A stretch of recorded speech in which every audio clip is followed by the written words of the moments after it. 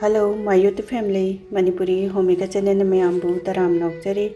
Mayam ngasidi Kobi salgom thongbo charke khoige maitai style da yamna hawba mong da ko hawai charga thaga. Adu mayam di kamaina chabi ge haibadu comment da thambiramo. Khoige aidi hawai charga thaga thongbasina khwaidagi best ne khwaidagi hawe na khalleba. Adu ragasu ahawba khuthong lairagadi mayam su comment da thambiramo ai su try tawjage. Yumda thajaba akhoi ensang napi Hekpaga Thongbagi mahaosidi leitreko akhoi hingon koidaba haudaba nadi khangaroi kaithendagi leibabudi yumda thajaba sina aduki matik heleba hauba aduga khuchau jango akhoi paibada pikpa manbe wani magi weight ko 740 something leirise khulum jengo amasina dum chara pharane adudi hoje kamaina thongge habadu yengminarisi ko mem khangdaba angang jinglai sabi macha singchu lairangone badam cooker sida oina thongage aduga hangam thau se namgadaba changda heire ko aduga thau se phajana mullaba matungda mundragadi hinjang do so hawror ko thau hing namaga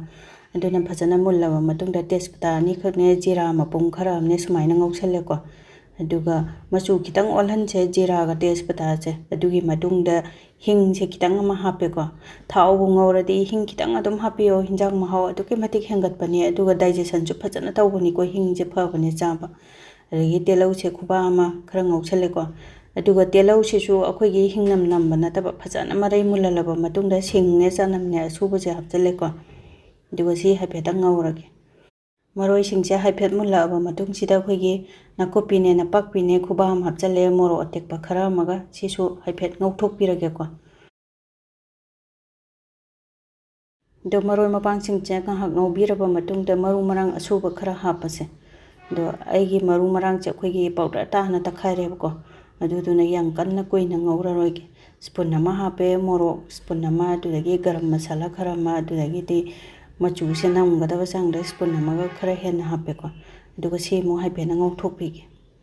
akhoi machu morok sumaina thau da ngauthok pase mahaw hengat pani ko na thakpa bude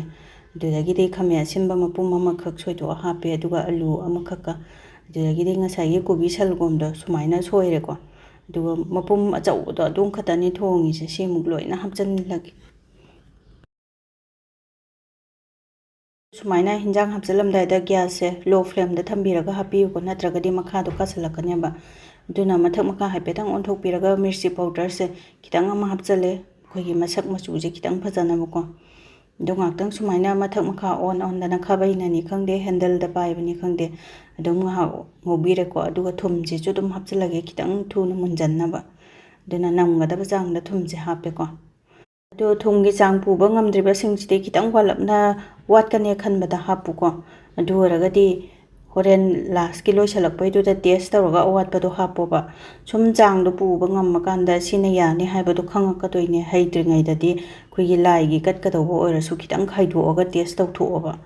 aduga akhoi ngahak phajana ngobire ko dui matungda mahi asaba hapchalle aduga hoijar mayom sima hapchalage ado hoijar se yamna hapke kitang hapke magi apa mani ko ado akhoi gi hoijar hapte bida khuthom ahawba leiragadi comment na thambiram ko ai su try tawjage ba do makhum je khumjalaga ne siti ongtang kamge ko ongtang kamaga akhoi gi gas su save tawboina sumaina ongtang kamaga gas off tawraga omaga thammage ado yamna kam thalaga so khoigi marai munjanbagi hawtabado adu tawbani ko ongtang kambasina chap chabane khoigi chak thongbada su thuba gas su save oiba matam su mani su loina mak save tawradana ko ado ongtang kam thokpasida mapok ti kai thiko mundaba manbani ado phajana mullabani ko haipetang